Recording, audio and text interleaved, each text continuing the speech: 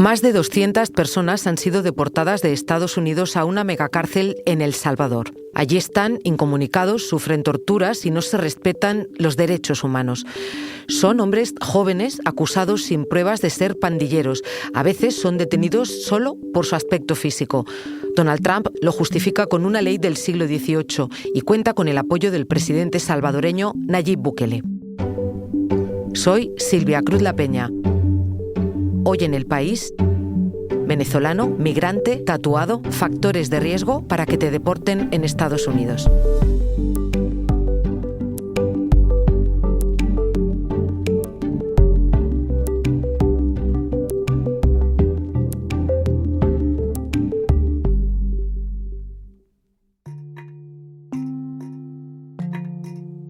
Y estaba como apurado, pues.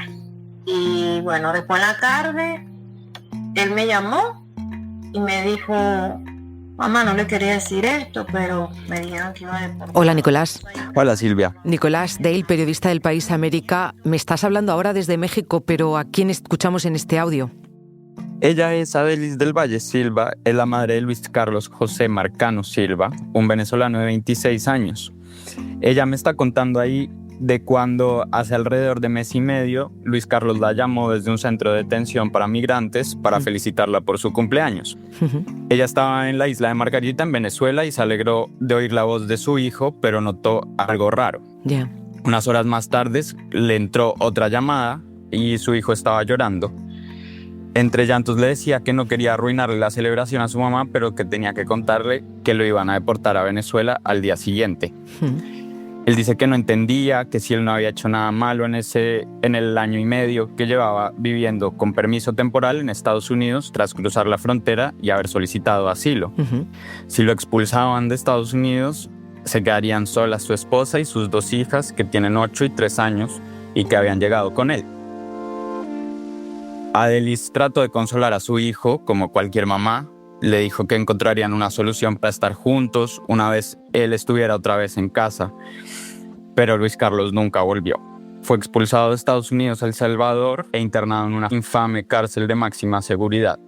Desde ese día, ni su mamá, ni su esposa, ni nadie ha vuelto a saber nada de él. Nicolás, ¿y tú has hablado con al menos 2 familiares de personas en la misma situación? Porque Luis Carlos no es el único. Sí, de hecho, personalmente hablé con familiares de 3 de los más de 200 venezolanos que fueron deportados entre el 15 y 16 de marzo a El Salvador e internados en el Centro de Confinamiento del Terrorismo, que es la cárcel de máxima seguridad del país centroamericano, que es conocida como SECOT. Pero junto con varios compañeros en todo el continente hemos hablado con familiares de unos 10 deportados. El gobierno de Donald Trump los deportó bajo el supuesto de que son miembros de la pandilla El Tren de Aragua, una organización que fue declarada terrorista en el primer día del republicano de regreso en la Casa Blanca. Dices que los ha deportado Donald Trump, pero ha sido con la complicidad de Nayib Bukele, presidente de El Salvador. Así es, con la ayuda y complicidad de uno de sus principales aliados en América Latina. Todo el caso es bastante inédito. Si bien la práctica de deportar personas a un tercer país no es ilegal y cada vez más utilizada, incluso en la Unión Europea, en este caso los migrantes expulsados no pasaron frente a un juez, las pruebas en su contra, si es que hay, no son contundentes y están siendo deportados a una cárcel de máxima seguridad, supuestamente para criminales muy peligrosos. Además, desde que están en esa infame cárcel salvadoreña, ninguno de los familiares ha recibido prueba alguna de su estado.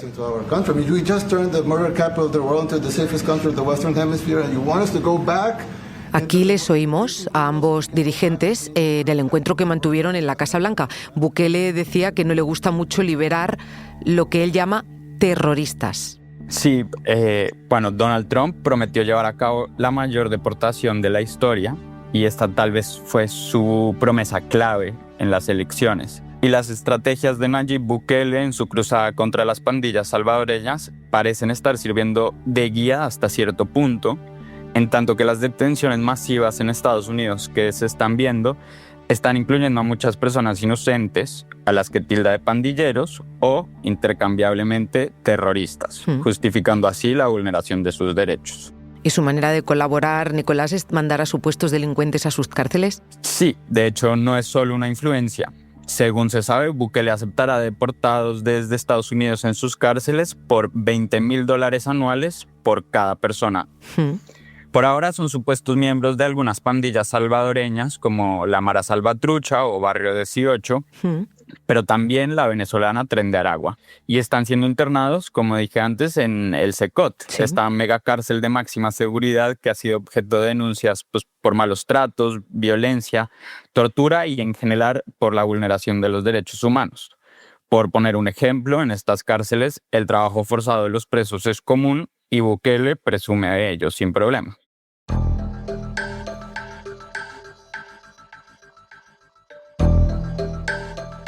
Nicolás, querría volver a las personas. ¿Qué es lo que tienen en común estas personas que han deportado?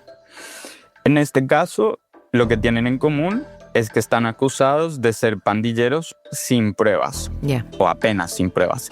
Hace unas semanas se hizo público un documento del Departamento de Seguridad de Estados Unidos que establece un sistema de puntos para determinar si alguien es parte del Tren de Aragua. Hay algunos prerequisitos. La persona tiene que ser un hombre venezolano menor de unos 35 años. Y de ahí en adelante, ciertos factores, si se cumplen, van sumando puntos. Con 8 puntos, se supone que la persona está certificada como pandillero del Tren de Aragua. Hay algunos factores comprensibles, como que el sospechoso tenga mensajes en su móvil con miembros conocidos de la pandilla. Vale. Pero la controversia ha girado alrededor de los factores estéticos o de apariencia. Por ejemplo, tener tatuajes como una corona, un tren, un reloj o la popular frase "real hasta la muerte" de una canción del reggaetonero Anuel da 4 puntos.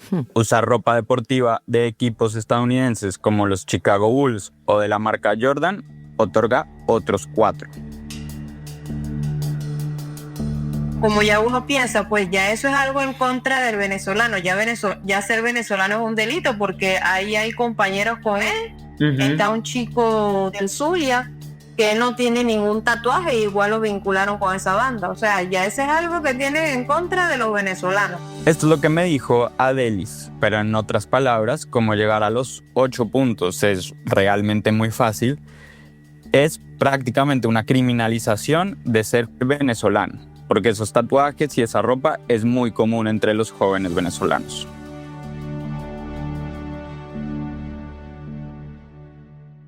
Nicolás, es alucinante lo que estás contando. Te quería preguntar si son solamente venezolanos las personas que hay en estos centros de deportación.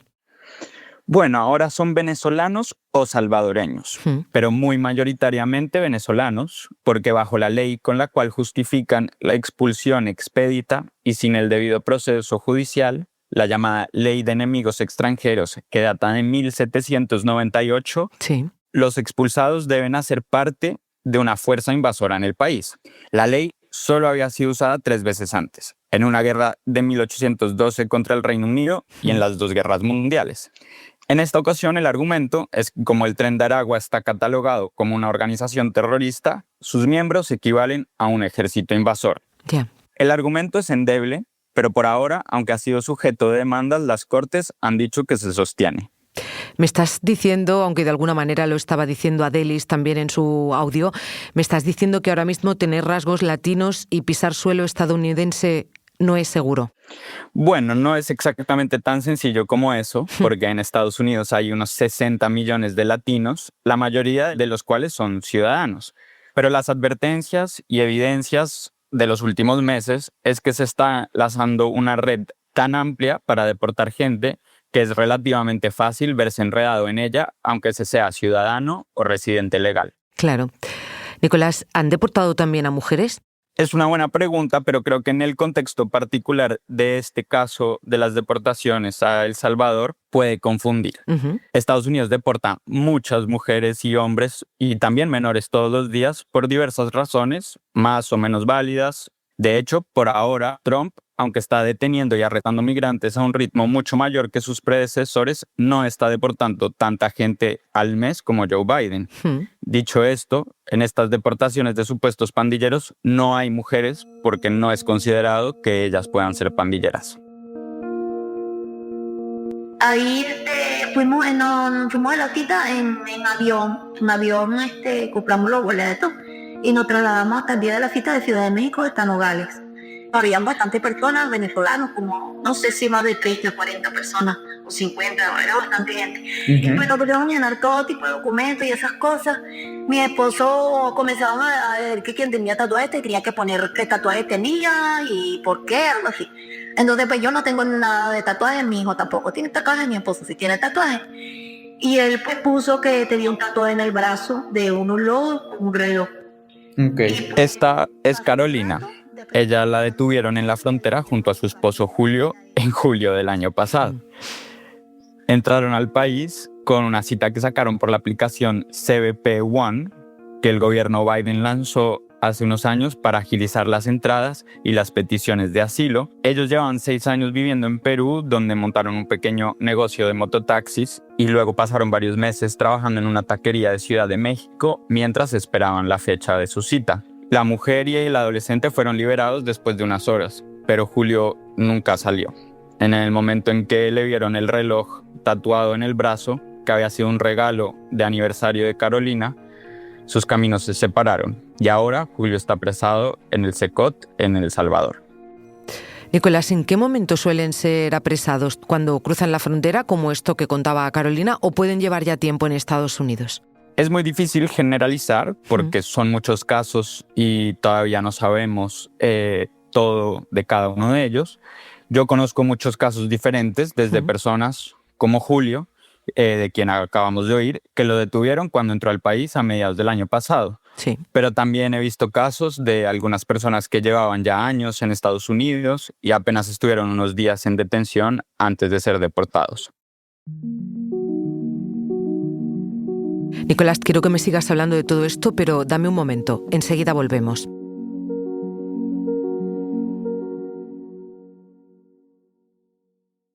No es lo mismo ver las noticias que ser tú quien las cuenta. Tampoco es lo mismo leer una exclusiva que ser quien la consigue. Por eso, el máster de periodismo de El País te enseña el periodismo ejerciéndolo. Fórmate con periodistas en activo en las instalaciones de El País o la cadena SER. Apúntate en la primera convocatoria hasta el 2 de julio. El País.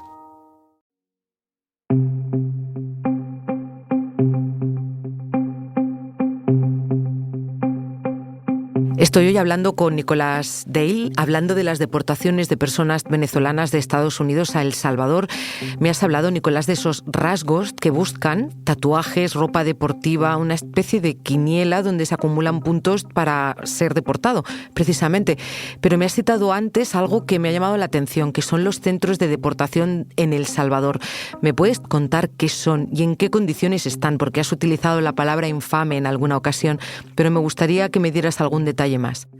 Claro, sí. La cárcel en particular, en este caso, es el Secot o Centro de Confinamiento del Terrorismo. Esta es una mega cárcel de máxima seguridad con capacidad para 40,000 presos que construyó el presidente salvadoreño Nayib Bukele hace unos años. En esta cárcel, los presos no pueden salir nunca siquiera a un patio, nunca ven la luz solar, no pueden recibir visitas, no tienen opciones de formación o entretenimiento y las denuncias que se conocen incluyen malos tratos y hasta tortura, pero en general la vulneración de sus derechos humanos y dignidad.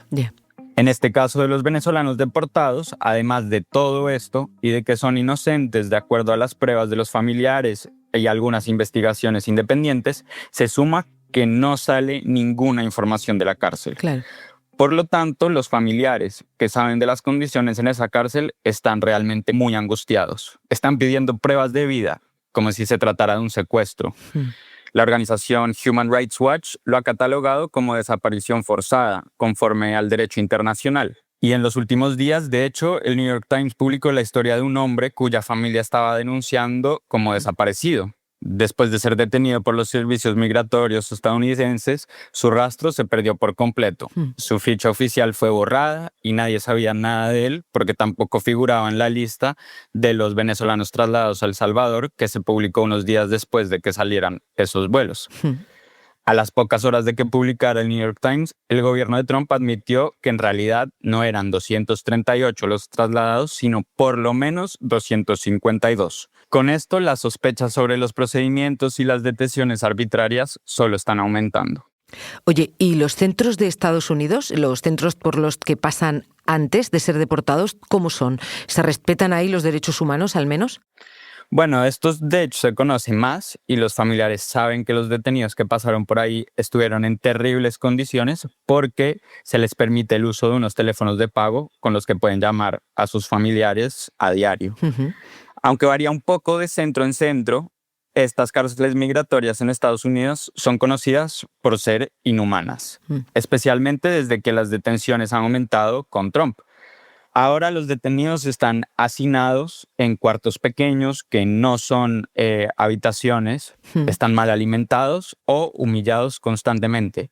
Los lugares suelen estar sucios y los detenidos se enferman fácil por ello. Muchas veces los presionan para que firmen una deportación voluntaria y así no se tienen que parar frente a un juez que posiblemente no los deportaría por diversas razones. Claro. La administración Trump planea aumentar su capacidad enormemente, de unas 40.000 camas que tienen a nivel nacional a más de 100.000 en los próximos meses. Y me has hablado también un poco antes de la responsabilidad de Bukele y Trump, pero ¿en qué se parapetan?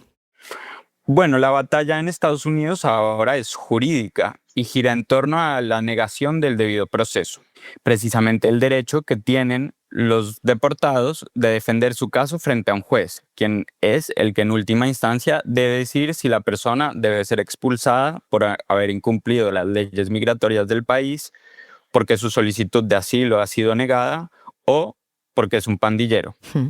y un supuesto enemigo extranjero, de acuerdo a esa ley del siglo XVIII. Sí, O si, por el contrario, se le permite quedarse en Estados Unidos. vale. En este caso de los venezolanos, mientras los vuelos cargados de migrantes acusados de ser pandilleros partían, un juez federal dictó la suspensión de esa ley que justificaba la deportación, pues los detenidos no habían pasado frente a un magistrado. Pero el gobierno ignoró aquella orden. De hecho, el mensaje de Bukele burlándose del juez, compartido por varios altos cargos de la administración de Trump, encapsuló ese momento. Mm.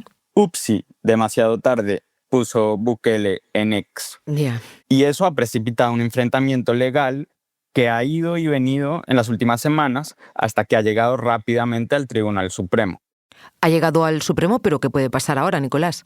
Bueno, la cuestión todavía puede derivar en una crisis constitucional sobre el límite del poder ejecutivo de Trump, si éste decide desoír las órdenes judiciales. Un Tribunal Supremo dividido ha permitido el uso de la ley de enemigos extranjeros, pero también determinó que una deportación debe ser ordenada por un magistrado. Vale.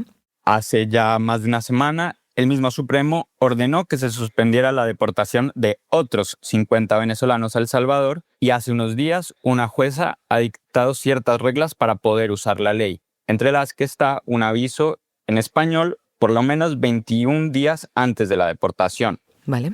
Si el gobierno incumple con todas estas órdenes, se podría declarar en desacato y ahí se desataría esta temida crisis constitucional.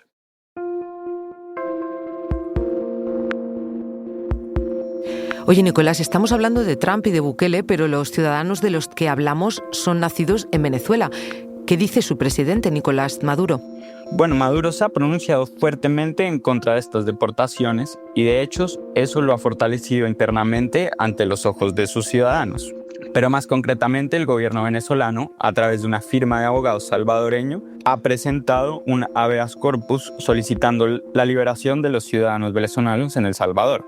Esta vía tiene el profundo obstáculo de la inexistente relación diplomática entre los regímenes de Maduro y de Bukele. Claro. Hace unos días, sin embargo, Bukele dijo, con cierta ironía que ya lo caracteriza, que él estaría abierto a liberar a los venezolanos si es que Maduro libera a presos políticos en Venezuela. La verdad es difícil ver que una negociación entre estos dos regímenes autoritarios prospere, pero estamos a la espera de que pase. Y entonces, ¿quién está velando por toda esta gente, Nicolás? Hay varias demandas en Estados Unidos que han interpuesto organizaciones defensoras de los derechos humanos en nombre de algunos o todos los deportados. Asociaciones lideradas por la potente American Civil Liberties Union ha demandado al gobierno con el argumento de que no se dan las condiciones para invocar esa ley de 1798, es decir, una guerra o una invasión real. Nicolás, tú que has podido hablar con alguna de estas personas, de sus familias, ¿tienen alguna esperanza? ¿Qué pueden hacer ellos en esta situación? La verdad es que la situación es desesperanzadora, Silvia. El gobierno estadounidense ha redoblado su mensaje en el que retrata a estas personas como pandilleros, terroristas y amenazas públicas. Y parece indicar que esto apenas está comenzando. No hay indicios de que les tiemble demasiado la mano a la hora de ignorar órdenes judiciales de algunas cortes más bajas, aunque por ahora han acatado las directrices del Supremo. El único rayito de esperanza se llama Kilmar Ábrego García. Explícame quién es, Nicolás. Él es un salvadoreño que tiene una esposa estadounidense y estatus protegido en Estados Unidos tras haber sido perseguido por las pandillas en su país, pero que fue deportado junto con esos venezolanos a mediados de marzo, acusado de ser pandillero él también. Su caso ha ganado mucha notoriedad en Estados Unidos y está demostrando que la presión pública, política y judicial puede tener un impacto, aunque por ahora Kilmar sigue preso en El Salvador y ni Bukele ni Trump han demostrado la más mínima disposición por liberarlo. Todo lo contrario, en realidad. Habrá que estar atento a la evolución de esas demandas que mencioné antes, que previsiblemente llegarán al Supremo también, y al final todo dependerá de que el orden institucional estadounidense aguante los lances autoritarios de Trump. Nicolás, sé que estarás atento, como acabas de decir, nosotras en este podcast también, y posiblemente volvamos a llamarte muy pronto. Gracias. Gracias, Silvia.